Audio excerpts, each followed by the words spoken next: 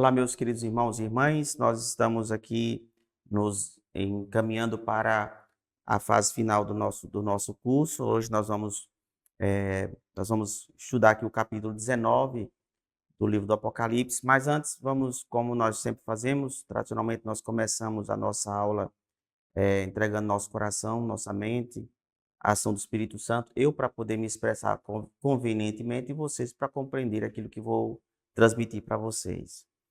Vinde, Espírito Santo, enchei os corações dos vossos fiéis e acendei neles o fogo do vosso amor. Enviai, Senhor, o vosso Espírito, tudo será criado e renovareis a face da terra. Oremos. Ó Deus, que instruísse os corações dos vossos fiéis com a luz do Espírito Santo, fazei que apreciemos retamente todas as coisas segundo o mesmo Espírito e gozemos sempre de sua consolação por Cristo nosso Senhor. Amém. Então vamos prosseguir nessa nossa longa jornada, mas estamos já visualizando o final, né, a luz no final do túnel. Nós vamos agora, nesta aula, vamos fazer uma análise sobre o capítulo 19 do livro do Apocalipse. Depois disso, ouvi como que um forte rumor de numerosa multidão no céu, aclamando: Aleluia! A salvação, a glória e o poder são do nosso Deus, porque seus julgamentos são verdadeiros e justos. Sim, ele julgou a grande prostituta, que corrompeu a terra com sua prostituição e nela vingou o sangue dos seus servos. Então, nós vemos aqui nesses dois primeiros versículos, aqui abrem esse capítulo, toda a multidão, toda a corte celestial, toda a corte da Nova Jerusalém, a Nova Sião, que é a Jerusalém do Alto, aclama a Deus, usando inclusive uma expressão hebraica, né, que é uma expressão, nós chamamos de semitismo, que é uma expressão que é do hebraico, da cultura hebraica, mas que foi traduzida para o grego. Então, em grego não existia exatamente essa expressão, mas que tem uma conotação de exaltação. Aleluia significa dar essa conotação de uma exaltação, de um louvor, de um engrandecimento que essa corte dirige a Deus, e o motivo dessa exaltação que eles fazem a Deus é pelo fato de Deus ter vingado o sangue dos mártires. Não sei se vocês se recordam, até porque já faz bastante tempo que nós vimos isso. Lá no capítulo 6, nós vimos que quando o Apocalipse retrata que viu uma multidão de homens e mulheres que trajavam vestes brancas, e depois o Apocalipse descreve que aquelas pessoas eram aqueles que tiveram suas vestes lavadas no sangue do Cordeiro, e eles mesmos terminaram sua vida também derramando o sangue pelo Cordeiro, ou seja, os mártires, os cristãos dos primeiros séculos que foram perseguidos e que foram martirizados pela perversão do Império Romano. E naquela ocasião eles clamavam, pedindo a Deus que vingasse o sangue deles derramado. E num determinado momento, o Deus menciona que chegará um momento em que ele faria vingança por esse sangue derramado, e essa vingança seria o julgamento da grande cidade. A grande cidade que eu já mencionei para vocês é a cidade capital do Império, que naquela ocasião era de fato a maior cidade do mundo, e não só a maior cidade daquela época, mas também a maior cidade histórica. Antes de Roma, nunca tinha tido uma cidade com uma população ali em torno de 1 milhão de habitantes. Então, isso era realmente algo inaudito. E quando o Apocalipse vai mencionar esta cidade, vai usar um adjetivo, uma expressão que denote a cidade. Ele não menciona diretamente. E eu já expliquei isso em capítulos anteriores. Quando o Apocalipse vai mencionar a capital do império, não sei se por cautela, por receio de que o livro caindo nas mãos de inimigos e pudesse assim cair nas mãos das autoridades romanas, então creio que, conforme alguns estudiosos defendem, que uma das possibilidades, uma das razões pelas quais o livro foi escrito tão codificado, cheio de simbolismos, seja exatamente por isso, para que caindo em mãos hostis, que o livro não seja compreendido, não seja compreensível para essas pessoas. Então, quando eles vão mencionar a cidade de Roma, eles vão usar adjetivos como a cidade das sete colinas. Eu já expliquei isso. Depois, eles vão usar um outro nome, a Babilônia, é outra forma deles mencionarem a cidade. Outra forma deles aludirem a Roma, a prostituta, a grande prostituta, porque ali induz, significa dizer que Roma induz alguns cristãos que apostataram a adorar os seus deuses, ou seja, traindo o marido. Jesus é o esposo da igreja. Então, se membros da igreja deixam de seguir a Cristo para adorar os outros deuses, então seria uma prostituição. Então, por isso que o Apocalipse vai usar esses elementos, esses termos, para denotar a cidade de Roma. Então, aqui nós vemos que a aclamação que é dada por essa multidão da corte celestial, porque Deus julgou a grande prostituta. Está escrito exatamente assim no versículo 2.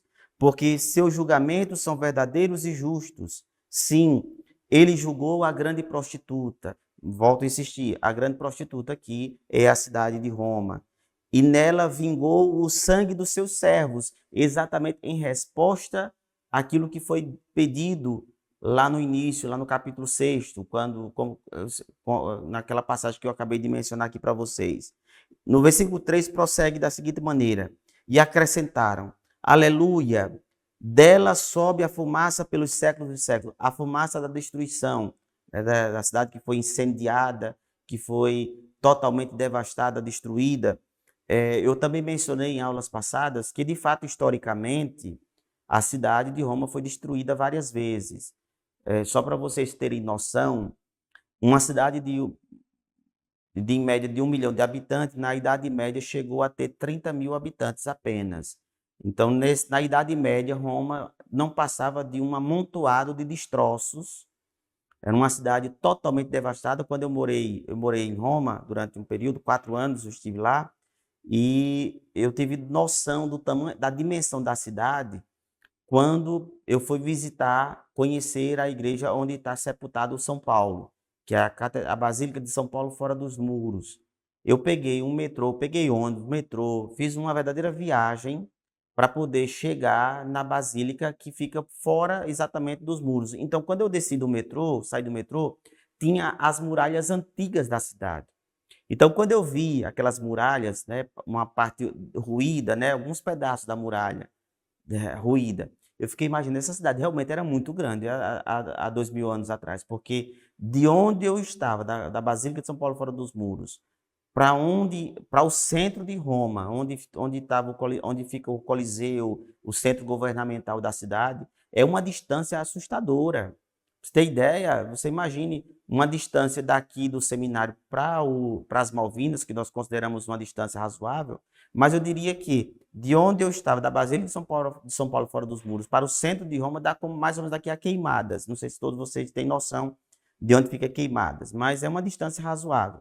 Então, assim, a cidade de fato era muito grande e na Idade Média ela foi praticamente devastada. Na Idade Média ela não passava de um amontoado de destroços, de escombros. E no centro é que ela foi parcialmente reconstruída, né, reconstruída, porque sempre teve povoação, sempre teve povoado, né, teve população vivendo lá, mesmo depois das muitas guerras. Mas na Idade Média ela chegou em torno de 30 mil habitantes. De 1 milhão para 30 mil habitantes, praticamente ela foi destruída, ela foi praticamente devastada. E essa profecia do Apocalipse se cumpriu de fato. Ela foi incendiada, ela foi espoliada, toda a riqueza da cidade, até mesmo os mármores, até mesmo as obras de arte dos palácios romanos, dos palácios imperiais, todo o patrimônio, toda a riqueza da cidade, tudo isso foi praticamente destruído e foi levado para as nações que dominaram. Uma parte depois a própria igreja utilizou, dos escombros, a igreja utilizou para a construção de igrejas, como por exemplo, alguns mármores, pedras de mármore nos destroços, foram recuperados para poder fazerem ladrilhos para pavimentar, para fazer o piso de algumas igrejas antigas, porque eram só destroços, né? Pois bem, então, só para vocês perceberem como a profecia que o Apocalipse aqui estava fazendo se cumpriu alguns séculos depois, mas se cumpriu, né? Quando ele menciona aqui, dela sobe fumaça pelos séculos dos séculos. Os 24 anciãos e os 4 viventes se prostraram então diante do Deus que está sentado no trono, dizendo: Amém, aleluia. Então aqui menciona os 24 anciãos, que já expliquei, não faz mais sentido agora eu explicar novamente, porque eu já expliquei várias vezes, né? E os 4 anciãos também, os 4 viventes também já falei. Eu quero aqui mencionar apenas aqui a palavra amém, que normalmente as pessoas dizem: o que é que significa amém? Assim seja. Não é isso que significa. Em hebraico, a palavra amém, na verdade, é um neologismo que é formado pelas iniciais de uma frase em hebraico que se diz assim: é, Adonai, que é Deus, né? Adonai Melech, que significa rei, Neeman. Então a frase significa assim: Adonai Melech Neeman, que quer dizer, traduzindo para o português, Adonai é rei fiel.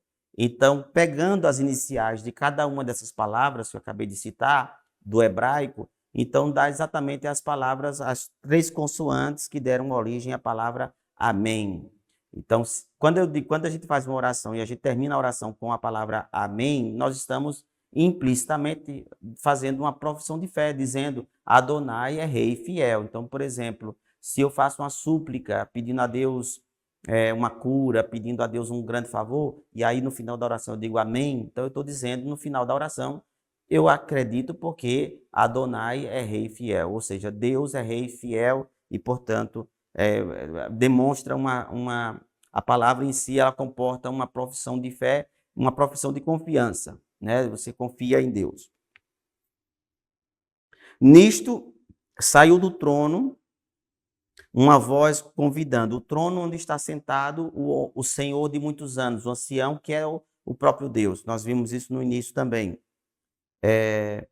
Nisto saiu do trono uma voz convidando: Dai louvores ao nosso Deus, vós todos seus servos, e vós que o temeis, os pequenos e os grandes. Nós assistimos aqui com essas palavras como que uma liturgia. E nessas palavras existe uma solenidade.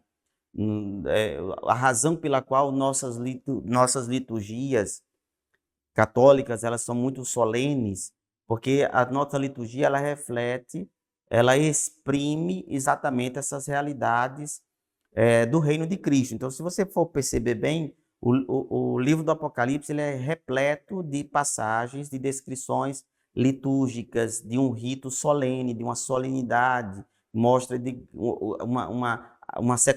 várias sequências de atos de respeito, de veneração e adoração a Deus. Então, neste convite a todos darem louvores a Deus pelos seus feitos admiráveis, pela sua ação memorável, e segue fazendo ressoar esse convite a essa aclamação de exaltação de louvor.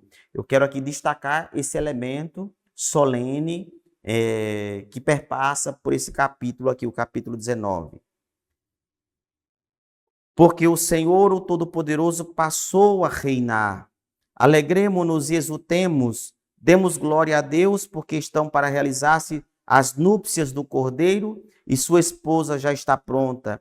Concederam-lhe vestir-se com linho puro, resplandecente. Então, mais uma vez, eu quero enfatizar o aspecto litúrgico, formal, solene. E aqui nós começamos a entender melhor por que o Apocalipse, no capítulo 19, dá essa formalidade, essa solenidade. Porque está para se dar início às bodas, à liturgia do matrimônio, dos esponsais, do Filho de Deus, o Cordeiro, a vítima inocente que foi ressuscitada pelo Pai, que ressuscitou pela ação do Pai, pela força do Pai. Agora os esponsais, é o momento dos esponsais do Filho de Deus. E assim, a noiva que nós já vimos, já compreendemos, essa noiva que metaforicamente está exprimindo, essa metáfora exprime a igreja.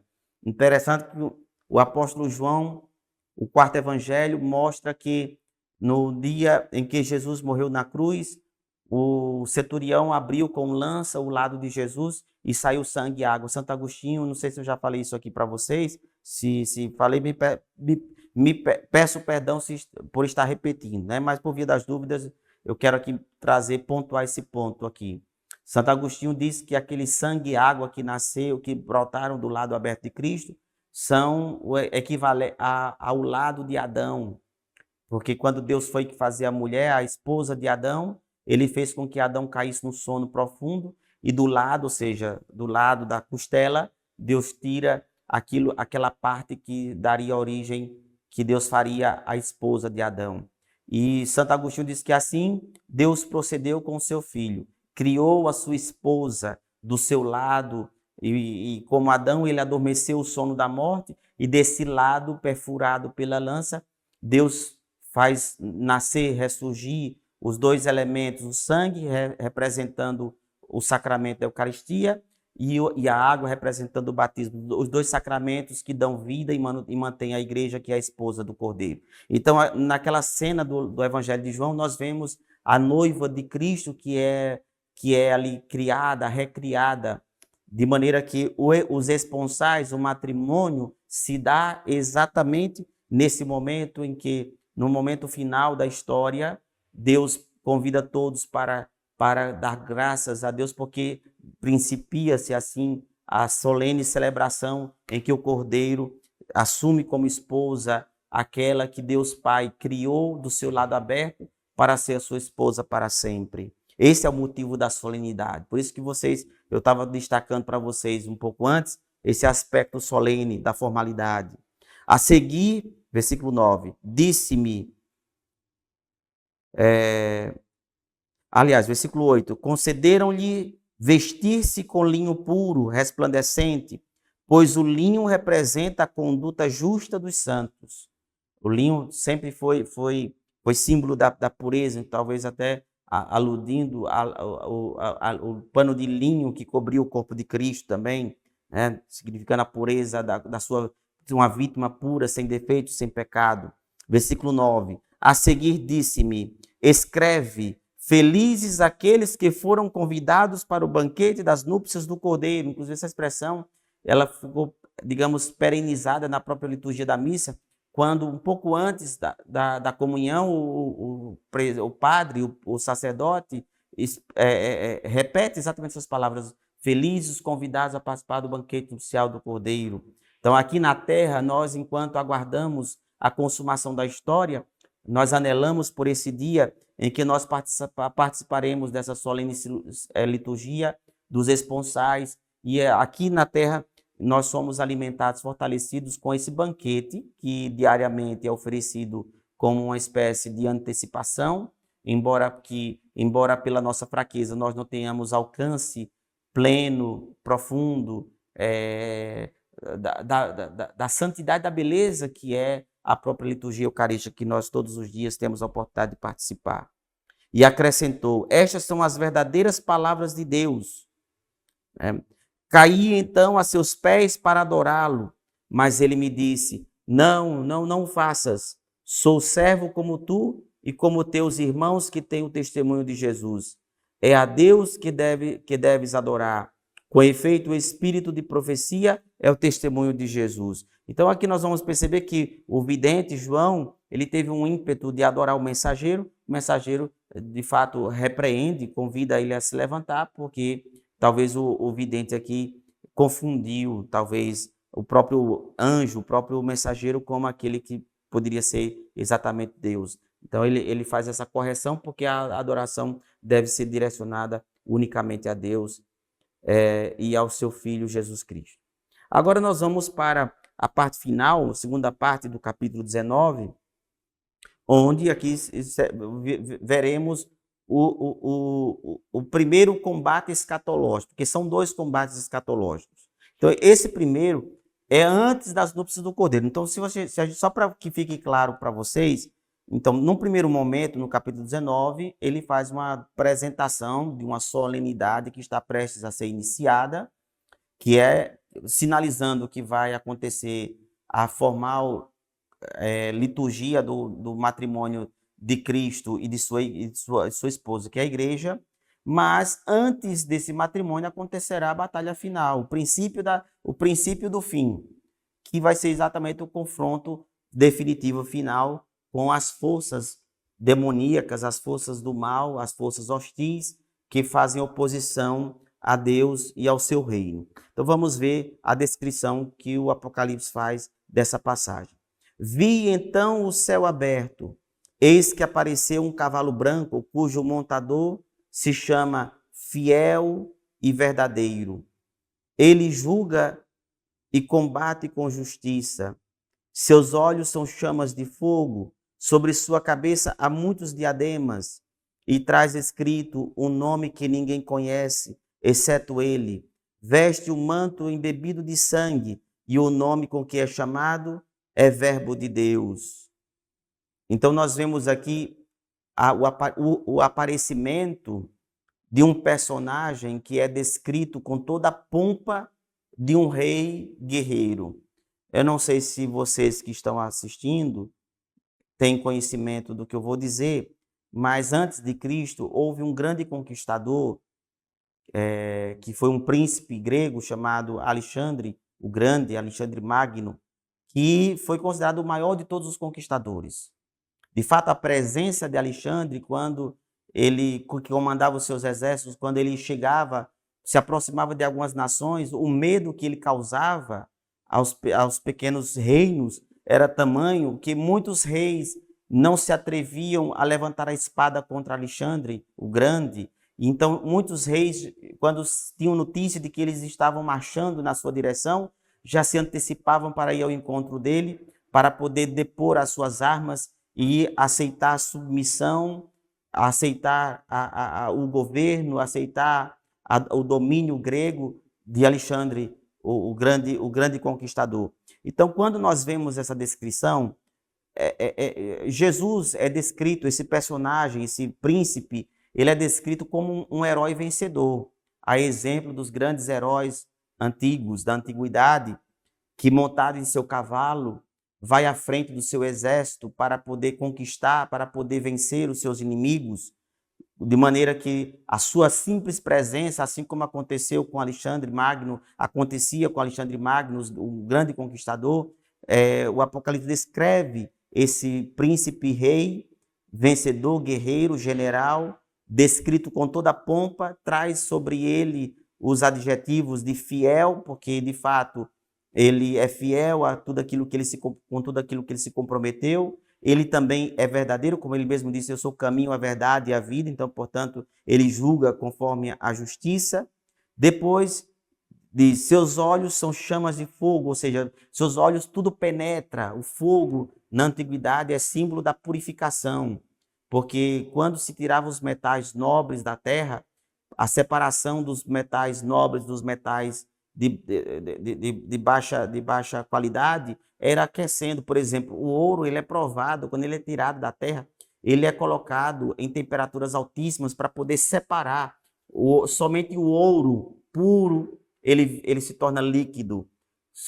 Quando ele vem misturado com os demais metais, né, contidos na terra, quando o ouro é retirado da natureza, aquece-se, porque o ouro, quando ele fica no estado líquido, efervescente, ele consegue se separar de todos os objetos que vieram atrelados a ele. Então, na Bíblia, os olhos vermelhos como fogo significa o olhar que purifica, o olhar que consegue julgar o que é nobre do que não é nobre, que é capaz de separar o que é justo do que não é justo. Portanto, é típico do olhar do verdadeiro juiz, que consegue distinguir não pela aparência, mas consegue distinguir exatamente pela sua capacidade de tudo conhecer, de tudo perscrutar.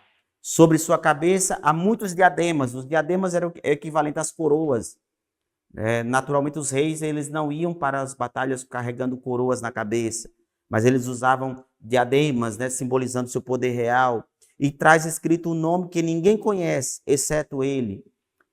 Veste o manto embebido de sangue, que é a própria vida que ele doou na cruz. E o nome com que é chamado é Verbo de Deus. Então, nós conhecemos quem é o personagem no final, quando aparece o Verbo de Deus, que de fato é Cristo, o herói vencedor, o herói que vem montado em seu cavalo branco, portanto, vem para poder enfrentar na batalha final os seus adversários.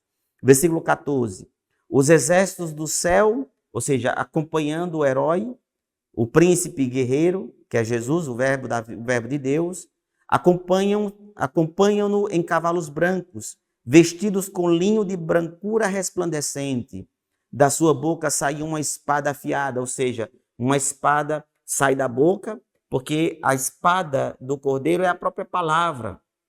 Uma palavra, como Paulo dizia, de 2 gumes, mais penetrante do que uma espada que penetra até a divisão da alma. Ou seja, a ferramenta, se ele é o verbo de Deus, esse herói, também a vitória, a arma que é usada para poder vencer o inimigo é a própria palavra, é a palavra que se fez carne. Por isso que é uma espada de 2 gumes. Da sua boca saiu uma espada afiada para com ela ferir as nações com a pregação, para denunciar, para acusar as nações. Ele é quem as apacentará com um cetro de ferro. Eu já expliquei isso também. O cetro era um bastão que os reis sustentavam, sobretudo nos momentos em que ele ia fazer um julgamento, julgar, dar alguma sentença. Então, normalmente usava o cetro, era um símbolo real, digamos, de realeza. Cetro de ferro para dizer que tem firmeza. Ele é quem pisa o lagar do vinho do furor da ira de Deus. Aqui é uma metáfora interessante, que não tem nada a ver com o que vinha falando até agora. O lagar era uma espécie de cisterna, podia ser feita de pedra, onde se colocava as uvas, quando eram colhidos os cachos das parreiras, das vinhas, colocava-se os cachos dentro do lagar e todos começavam a pisotear as uvas para fazer o mosto e do mosto transformar aquilo em vinho. Então, na linguagem apocalíptica, pisar com os pés, pisar as uvas no lagar significa Deus massacrar e punir os adversários. E aqui faz uma alusão à cor avermelhada da uva que produz o vinho, né, que tem a coloração similar ao do sangue, para mostrar que esse julgamento, esse massacre divino, será também um massacre mortífero que significará o julgamento de Deus sobre toda a terra. Deus que pisará os ímpios, aqueles que se opõem, que se opuseram ao seu reinado, que se opuseram ao reino do Cordeiro, ao reino de Cristo. Não só não receberam, mas fizeram guerra contra o reino de Cristo. Então, essa imagem, essa metáfora do lagar é uma metáfora que aponta para o julgamento. Um nome novo está escrito sobre o seu manto e sobre sua coxa: Rei dos Reis, Senhor dos Senhores.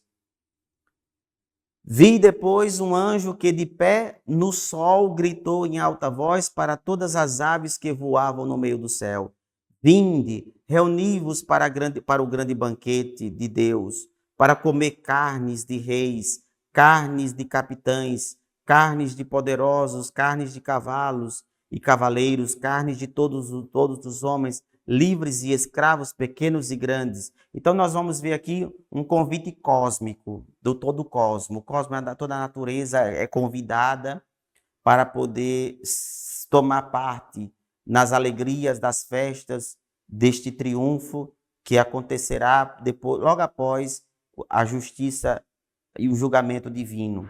Interessante que quando ele menciona as carnes dos reis, aqui claramente não está falando diretamente das carnes próprias dos corpos dos reis, mas as carnes nobres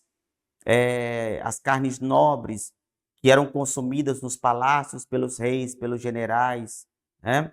Toda a carne de alta, digamos, de altíssima qualidade, significando que todo o cosmo é convidado a alegrar-se, a participar das alegrias desse momento final. É interessante que aqui existe uma concordância com as palavras do apóstolo Paulo, porque Paulo dizia na carta aos Romanos, ele dizia assim: pois a natureza geme como que em dores de parto, aguardando a manifestação dos filhos de Deus. Porque nessas palavras de Paulo, ele diz a natureza como como que em dores de parto aguarda a manifestação, porque a natureza, a criação também será restaurada.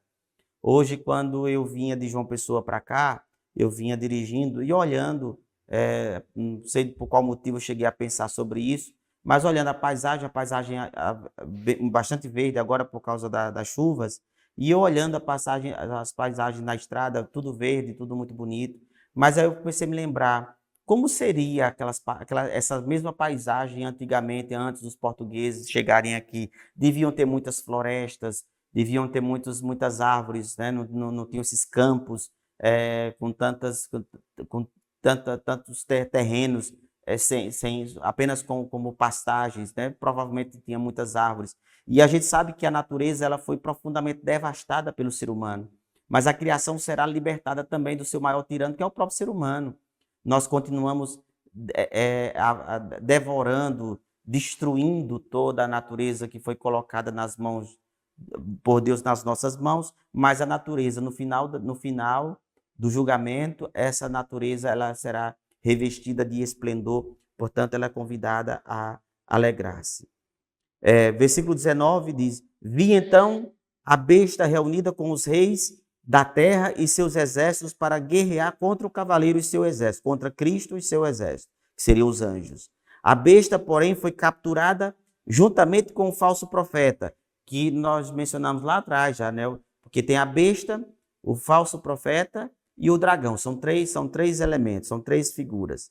A besta, porém, foi capturada juntamente com o falso profeta, o qual, em presença da besta, tinha realizado sinais com que seduzira os que haviam recebido a marca da besta e adorado a sua imagem. Ambos foram lançados vivos no lago de fogo que arde com enxofre. Os outros foram mortos pela espada que saía da boca do cavaleiro, e as aves todas se fartaram com suas carnes. Então, aqui nós terminamos aqui com esse massacre, né? Com toda essa carnificina dos oponentes do Cordeiro, e, portanto, nós concluímos o capítulo 19 com essa grande batalha. No próximo capítulo, nós vamos analisar um capítulo bastante complexo, mas tentarei, na medida do possível, torná-lo claro para vocês. Então, nós vamos parar por aqui, nós nos reencontraremos no próximo encontro para analisarmos o capítulo 20. Sainte Marie, Mère de Dieu, priez pour nous, pauvres pécheurs.